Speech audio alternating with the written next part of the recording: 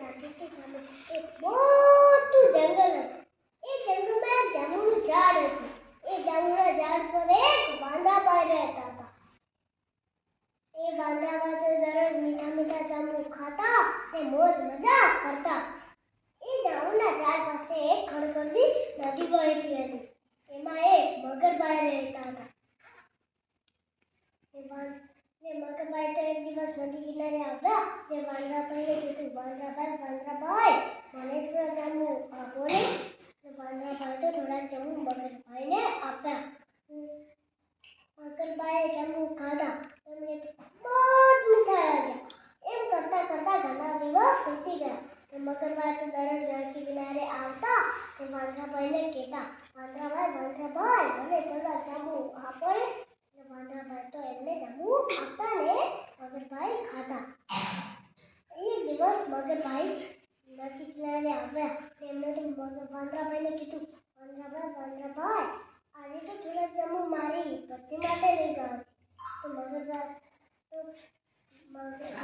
તો થોડા જાંબુ એમની પત્ની માટે આપ્યા. એ થોડા જાંબુ મગરભાઈએ ખાધા. એ થોડા જાંબુ એમની પત્ની માટે લઈ ગયા. એમની પત્નીએ જાંબુ ખાધા તો એમને તો ખૂબ જ મીઠા લાગ્યા. ને મગરી બેનના મનમાં એક લાલચ જાગી. એ તો વિચારવા લાગ્યા કે હું તો આ જાંબુ આજે જ ખાઉં છું. એ વાંદરો તો દરરોજ ખાય છે. એનું કાજુ કેવી મીઠું હશે.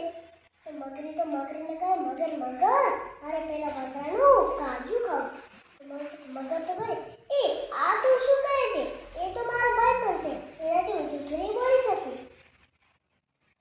તો મગરી બેન તો કહે, જો તું પેલા વાંદરાનું કાજુ નહીં ખવડાવે તો હું મરી જઈશ. તો મગરભાઈ તો ત્યાંથી તરતા નદી કિનારે ગયા. નદી કિનારે નદી પાર થયા ને મગરભાઈએ તો વાંદરાભાઈને કીધું, વાંદરાભાઈ તમે જે જાંબુ આપ્યા હતા એ મારી પત્નીએ ખાધા ને તેની ખુશીમાં તમને જમવાનું આમંત્રણ આપ્યું છે. વાંદરાભાઈ કહે, ભાઈબંધ હું તો નહીં કરી શકું. તો મગરભાઈ તો કહે, ભાઈબંધ તું ચિંતા મત કર, તું મારી પીઠ ઉપર બેસી જા. તો વાંદરાભાઈ તો મગરભાઈની પીઠ ઉપર બેસી ગયા. બંને જણા તરતા નદી કિનારે નદી વચ્ચોવચ્ચ આવીને ઊભા રહ્યા. મગરભાઈના પેટમાં એ વાત નહીં રહી. એમણે તો મગરભાઈને કીધું, વાંદરાભાઈ મને માફ કરી દેજો. મારી પત્ની તમને જમવા નહીં તમારું કાજુ ખાવા બોલાવે છે.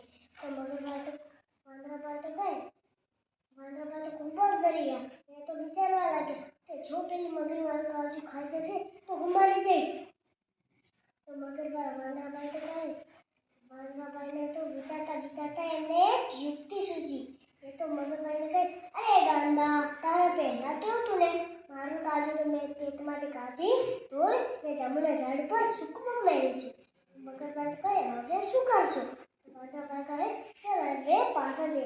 બંને જણા તરતા નદી કિનારે આવ્યા. નદી કિનારો નજીક થયો ને વાંદરાભાઈ લાંબી છલાંગ મારી જાંબુની ડાળી ઉપર ચડી ગયા. ને મગરભાઈને કીધું, અરે મૂર્ખ, શરીરમાંથી કાજુ થાય નહીં. આજથી હું તને એક જાંબુ નહીં આપું.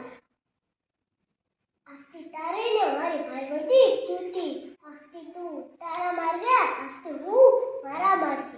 આ વાર્તા પરથી આપણને બોધ મળે છે કે ગમે તેવી પરિસ્થિતિ હો તો આપણે સમજી વિચારીને કામ કરવું જોઈએ. હસતું થઈને જે